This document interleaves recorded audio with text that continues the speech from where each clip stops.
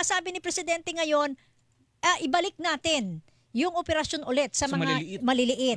Magkasabay na. Malaki akala at ko saka yung malaki, tsaka Hindi naman. sabay. Tuloy lang yon. Pero isasabay na ulit itong sang maliliit na operasyon. Nasa linya po natin ang tagapagsalita po ng Pambansang Pulisya, si Brigadier General Jean Fajardo. Malaman natin kung anong strategy ngayon. Good morning, General Fajardo, ma'am. Gandang umaga po, Ma'am Tuesday, Sir Christian, at sa lahat po ng nakikinig at nanonood sa inyong programa, magandang umaga po. Opo, yan nababanggit ko kanina, ma'am, yung street level operations gusto ulit patutukan ni Pangulong Marcos. So, ano pong strategy ang ipatutupad ng PNP hinggil dito? Paano po ang magiging sistema ngayon sa campaign against illegal drugs? Tama po, Ma'am, malinaw po ang utos ng ating Pangulo na ngayon po ay bigyan na pansin uli natin. Hindi naman sa hindi nakalimutan natin itong mga tinatawag nating mga street level pushers and user. Kaya lang, nung pagpasok po ng kanyang administrasyon, ang gusto niya ay talagang tugisin natin yung mga sources, origin itong mga malalaking drugs. At ngayon ay pagtutuunan natin ng parehong focus itong mga tinatawag nating mga street level pusher and user, kasi sila yung nandoon sa mga komunidad natin, sila yung nandoon sa mga barangay na maaaring ika nga ay direct sources nitong mga user natin. Kaya ika-capacitate natin ngayon yung ating mga tinatawag na mga Barangay Anti-Drug Abuse Council, yung ating mga LGU, lalong-lalo na ngayon katatapos po ng national and local election, may mga bagong halal tayo na mga mayor, mga councilor,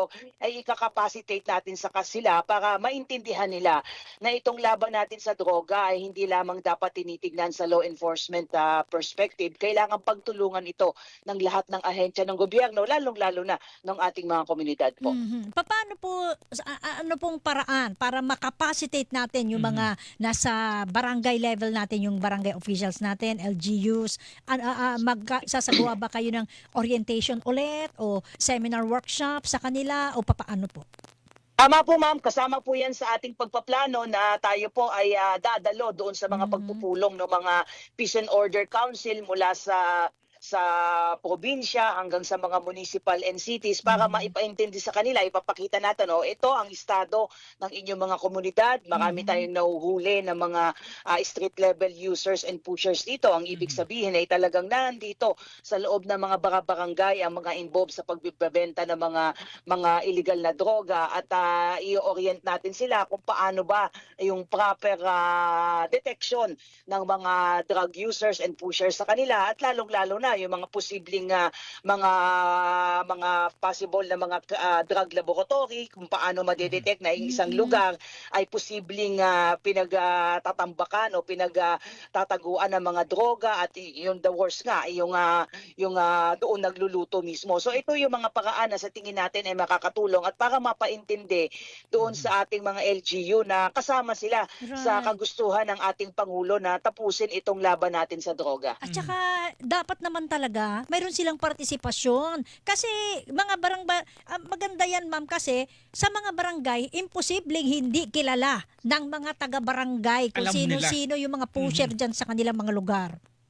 Tama po, Ma'am Tuesday, at isa pa sa gusto natin talagang isulong ay yung pagpapasa ng mga barangay ordinances. Siguro sa iba hindi maliit na bagay ito. Gusto natin pati yung mga sa barangay level pa lang ay nagkakapagpasa sila ng mga anti-illegal drugs, mga initiatives and programs, pati na yung simple lang yung mga curfew hours, kasi gusto natin pagdating ng mga talagang alas 10 ay wala na tayo nakikita ng mga minor de edad, wala na nagiinuman dyan, wala nang naglilapa na. Tama yung sinabi niyo, Ma'am Tuesday, na yung mga barangay sila ang nakakakilala sa kanilang mga residente dyan. So pag may mga nakikita silang bagong tao dyan, gumagala, nakamotor, at nandun sa madidilim na lugar, ay dapat ay hindi sila mismo alisto, tanungin sila. At yan din ang ito sa mga force multipliers natin, paano ba yung tamang pag-approach pag may mga nakikita sila dyan na posibleng nagbebentahan ng droga. Siyempre, kailangan din natin proteksyonan yung kanilang mga security and safety.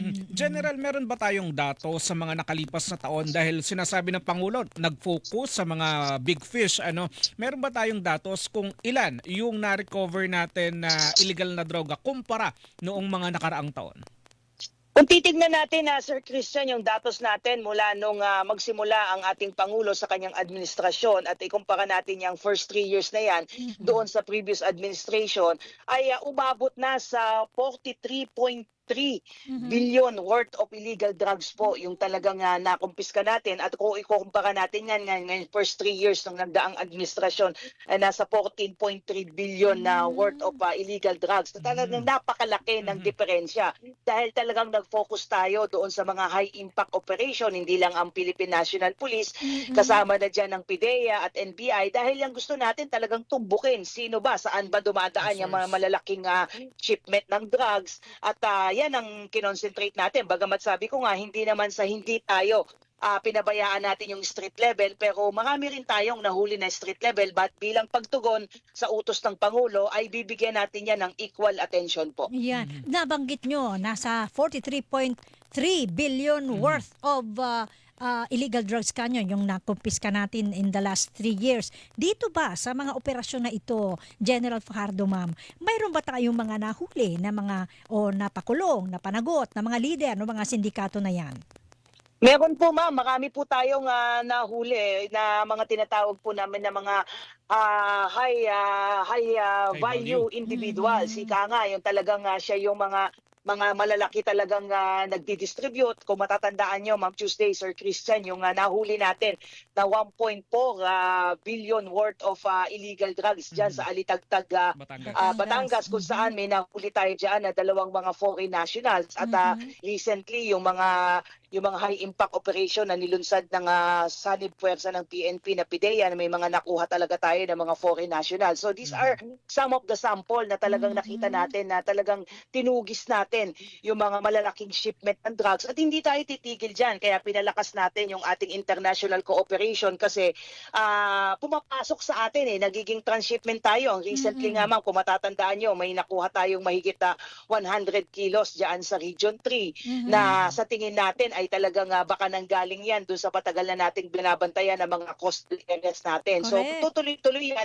habang binabantayan naman natin yung mga barangay natin. Yeah, sa Region 3 kasi ma'am, dyan kayo ngayon, hindi po ba sakop nyo din yung aming probinsya dyan, ma'am? Taga dyan din ako sa Region 3, Candelaria. Sabi nyo nga, coastal towns kasi yan, ma'am, di ba? Coastal areas, kaya napakadali Na ilulusot. oo, sa karagatan talaga nila dinadaan yung mga, ang tawag niya, kontrabando na yan.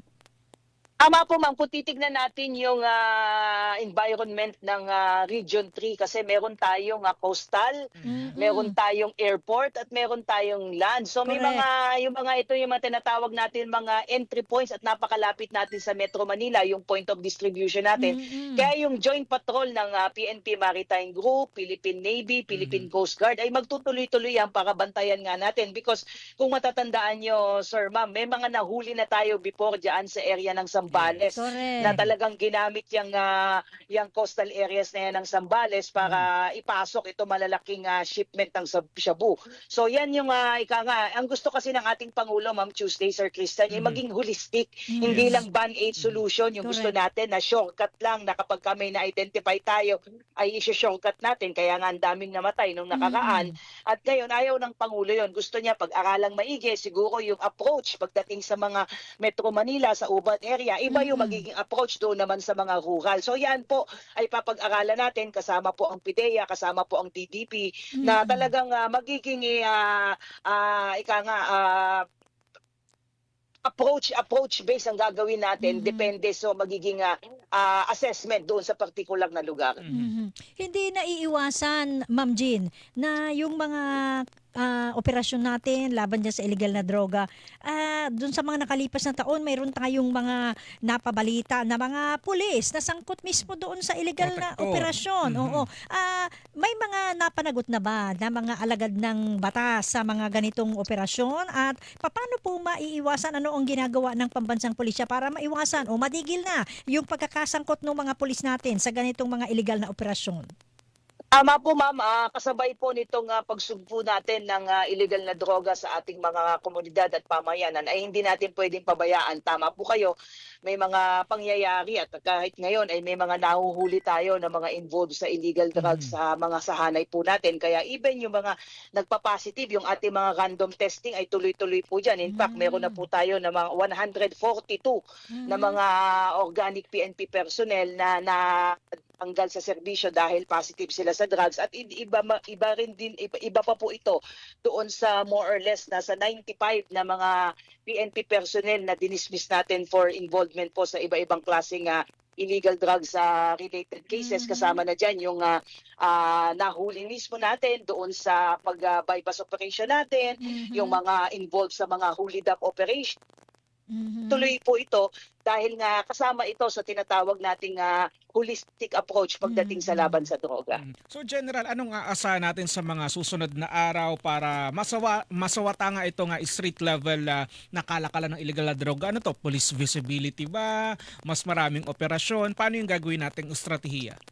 Tama po sir, yan po yung nakalagay po sa ating operational strategies, yung maximum police visibility sa mga kalsada dahil yan ang gusto rin ng ating Pangulo. Kapag may nakikita tayo mga pulis sa kalsada, yung mga would-be criminals ay magkakaroon na magdadalawang isip, kasama na dyan yung pagbebenta ng shabu. At hindi lang basta sa umaga natin dapat makita yung mga kapulis, even sa gabi.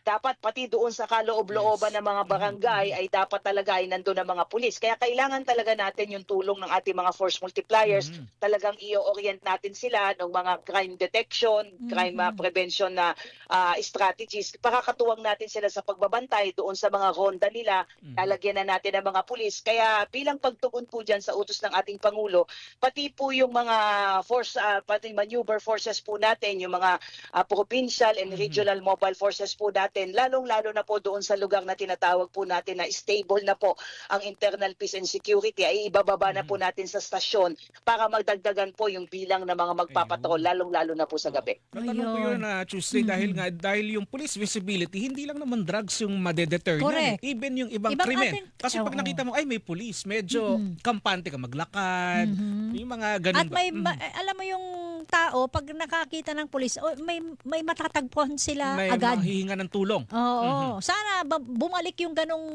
dating May makita ka lang impression. na blinker, medyo kampante ka Oo, tama yan. Tama po sir, tama po ma'am. Yan po yung talagang ating gagawin. In fact, naglabas na po ng utos ang ating Chief PNP sa mga regional commanders, sa ating mga PDs and Chief of Police na gusto niya immediate yung ating magiging aksyon sa utos ng ating Pangulo na i-maximize yung police visibility and presence sa mga kalsada. Sabi niya, ma'am, kailangan in 5 minutes makaresponde agad. O kakayanin ba yun, ma'am? 5 minutes daw. Kakayanin ma'am, ito nga pong election ma'am ay nakita po natin, pati po yung mga body-worn cameras natin na talagang tinignan ng ating Chief PNP yan dahil nga gusto niya, gumagana yan dahil nga para na i-record ng ating mga kapulisan yung mga nakikita po nila sa mga kalsada at na idodokumento yan. At yung ating emergency 911 ay kahit ngayon po ma'am ay po pwede nyo pong tawagan yan sa inyong mga cellphone po. Hindi nyo kailangan ng load. Basta meron po kayong mobile data, tawagan po yan. Immediately po yan. Within 3 minutes ang gusto ng ating Pangulo ay talagang makaresponde tayo. At ginawa natin yan during election. At so far naman nakukuha natin yung average na 3-minute response po natin. Ay, mabuti kung gano'n. At saka gusto ni Presidente, ma'am, isang number na lang, di ba? Hindi na pa iba-iba per region. So 911, okay na yung 911 natin, ha, ma'am? 3 minutes. Yes po ma'am. Yan. Yes po ma'am. Kahit Nationwide. ngayon po, kayo po mismo ma'am ay pwede nyo pong subukan yan. Immediately, anytime, any day ma'am, may immediate pong tatawag dyan at may ipapasa po kaagad dyan doon sa reported po na area nyo po na maaaring kailangan po ng tulong ng kapulisan. Pero wag kayong mag-prank dahil Walang General, prank may calls, mga ha? prank calls kayo nare-receive, tama ba? Ay tama Sir Christian, based doon sa latest na datos na ibinigay sa atin, doon sa mga nakuha po natin na mga tawag po ay mga almost close to 98% po talaga ay talagang natulgo na natin. Pero sadly, mga 45% po dyan ay mga prank calls po. So sana sa mga kababayan po natin ay wag po natin gawing biro po ito dahil lahat po kasi yan ma'am, whether hindi naman natin i-consider kaagad na prank calls yan, papupuntahan natin, only turn out na hindi naman pala, Oo. loko lang pala. So nasasayang Correct. yung efforts, yung time na imbis na sana natutugunan natin yung talagang totoo na may Totoo. nangangailangan po ng responde po ng kapulisan. Ayan, tatawag lang po kayo kapag ka talagang emergency o may nasaksihan kayong krimen o kung ano pa man na dapat talagang idulog. Huwag nyo namang lokohin, ha? Kasi baka dumating yung time na kayo ang mga ilangan ng tulong na yan, hindi kayo mapansin dahil panay ang loko ninyo. So wag po, gamitin po natin sa tunay na public service. Ma'am Jen, isa pang concern natin, kamakailan humingi na po ng saklolo itong Korean Consulate at Korean Community dito sa bansa. Nagpapasaklolo na sila dahil daw doon sa mga krimen na nararanasan ng kanilang mga kababayang Koreano dito sa Pilipinas. So, saan po ba may pagkukulang sa usapin na ito? At tama po ma'am, nagkakaroon po ng pagpupulong nung nakaraang linggo nga po sa hanay po ng ating mga Korean na representatives dahil nabahala nga po sila doon sa mga insidente involving po ng mga Korean national. Kaya pinakita po sa kanila yung datos ng ating PNP at meron nga po talaga tayong mga insidente. Karamihan po dyan ay mga traffic accidents po. Meron din naman pong mga robbery, meron din pong alarms and scandal. At yung karamihan po, hindi naman po lahat ay natugunan naman po na aresto at nasolve po itong kaso bagamat may iba pa pong under investigation. Pero ibinigay po natin ang commitment po natin na talagang tututukan po ito hindi lamang po yung mga Korean community dahil in-identify na po natin saan-saan yung mga areas na marami po tayo na mga Korean visitors, mga Korean residents at kasama po dyan sa pag-address po natin yung paglalagay nga po natin ng mga foreign assistance desk. Yun. Kung matatandaan mo, inuna na natin po doon sa Binondo para po sa ating mga Chinese national visitors and residents. Diyan naman po sa marami po tayong mga Korean Community. visitors and communities. Maglalagay na rin po tayo ng mga Korean assistance desk diyan. At yung mga police na i-deploy po natin diyan ay kasama Wala. yan yung language barriers ay maa-address po natin. Oo. Parang ilan doon sa mga natukoy, Paranaque, Malate, Angeles City, Pampanga, ma'am. Moving forward, ma'am, nagkausap na po ba kayo ng PAOK? Kasi sa PAOK po humingi ng tulong itong Korean Consulate and Korean Community sa kung papaanong strategy po ang gagawin para magkatulungan ng PNP at PAOK upang tugunan itong concerns ng Korean community. Tama po ma'am, bago po nangyari itong pagpupulong po sa pagitan po ng PNP, PAOK at ang Korean representatives ay nagkaroon na po ng separadong meeting po ang PNP sa mga Korean including their ambassadors po at we gave our assurance na hindi natin ito pinagwawalang bahala. In fact, ay marami na po tayong initiatives at mga solved cases po at tama po kayo, ang PNP po is always in close coordination with PAOK po para siguraduhin at ma-assure po itong ating Korean community na pagtutuunan po ito ng pansin ng ating mga law enforcement agencies po. General, may tatanong dito, totoo daw ba tuturuan daw ng Koreano yung mga pulis? Parang may maganon na mangyayari. At tama po yun, nabanggit ko na po kanina na part po ng ating maging stronger police initiatives ay yung mga itatatag po natin mga Korean assistance desk, ay yung mga police na i-deploy natin dyan, ay tuturuan po natin ng mga Basic. Korean language para Yan. ma-address natin yung language barriers para mas madaling Correct. nangyayari ngayon pag may mag-a-approach dahil nga hindi naman nakakaintindi ng Korean language yung ating mga pulis, so kailangan pa nating maghanap ng interpreter. At least yung mga basic Korean language ay kasama yan sa gagawin nating pag-improve ng ating mga police strategies po. Ayun. Baka ang alam mamaya, opa, Kansamida. Ano nga sa'yo? kailangan more than that. Kailangan mo. Oo, hindi lang opa. Anyway, isang bagay na lang po, General Fajardo, ma'am. Sabi ni Presidente, pagsapit ng June, magtatalaga siya ng bagong PNP Ay, chief. June 7. Oo. Sa pagkakaalam po ninyo at sa kasaysayan ng pagtatalaga ng mga leader ng PNP, mayroon na bang pagkakataon na wala doon sa among doon sa hierarchy ang naitalaga sa pwesto ng Commander-in-Chief? Meron, ang laki ng tinalon dati. Hindi kasi, yun nga, no? Kasi nga sabi, prerogative ng presidente yun kung sinong gusto niya. Oo naman. So, sa pagkakaalam nyo, ma'am, meron na. At tama po yun na Ma'am Tuesday, hindi lamang limited po doon sa mga i-endorso po ng NAPOLCOM kasi as a matter of procedure po under Republic Act 6975 ay ang NAPOLCOM po ay magsusumiti po ng shortlist sa ating Pangulo at mula doon ay mamimili ang ating Pangulo. Pero alam po natin, history will tell us na minsan ay outside of that list ang napipili po ng ating Pangulo kasi nakareserba po sa kanya yung prerogative na yan kung sino po ang mamimili. At normally, ang kasama po dyan sa listahan po na yan ay yung mga tinatawag po na miyembro po ng PNP Command Group, Correct. yung Deputy Chief PNP for Administration, Operation, at saka po yung Chief Directorial Staff. Correct. But may mga lumulutang po mga pangalan. So lahat naman po yan, sabi nga ng ating Chief PNP, magagaling. They have their own strength at po pwede pong mga advokasya. So antayin po natin yung official po na pag-a-announce po ng ating Pangulo at alam po niya kung ano po ang pinaka-the best at sino po ang best fitting incoming Chief PNP po come June 7. Pero nakapag-submit na po ng shortlist, ma'am? Or meron na ba? I'm not sure, ma'am, kung meron na pong normally, ma'am, hindi naman ina-announce po yan kung naisumite na po yung shortlist at even yung NAPOLCOM po dahil we don't want to, again, put the pressure kung kanino man.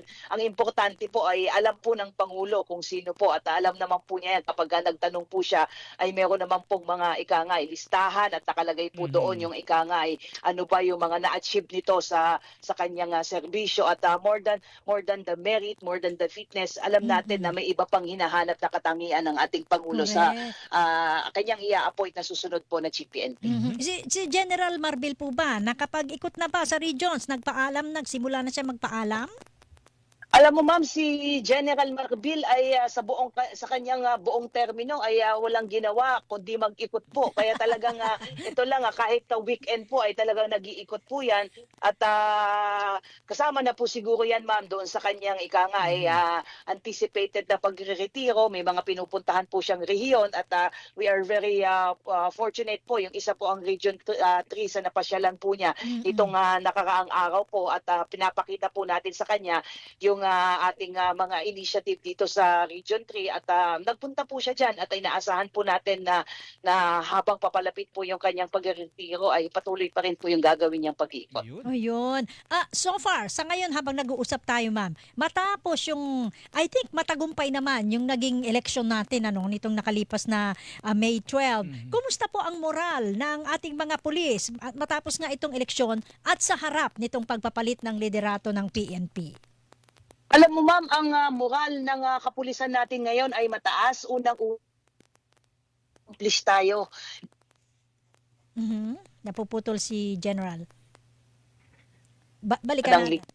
Ayan, ulitin Mataas natin. ang moral. Na eleksyon. So mission accomplished po tayo dyan, kaya mataas ang moral. Ngayon, sa pagpapalit po ma'am ng liderato, ang pulis naman po, ang hanay po ng kapulisan, expected po nila yan na ang isang PNP po ay magre-retiro at one point. Kaya regardless po ng pagpapalit ng leadership, ang inyo pong PNP ay isang professional po na organisasyon. So tatanggapin po natin yan ng buong puso at susunod na tatalima tayo sa mga panibagong iuutos po sa atin. Ayun. With that, ma'am, nagpapasalamat po kami sa oras po ninyo.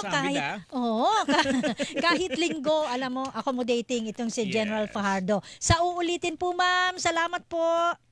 Maraming salamat po, ma'am, sir. Magandang umaga po. Good morning po. Sheshe. Sheshe.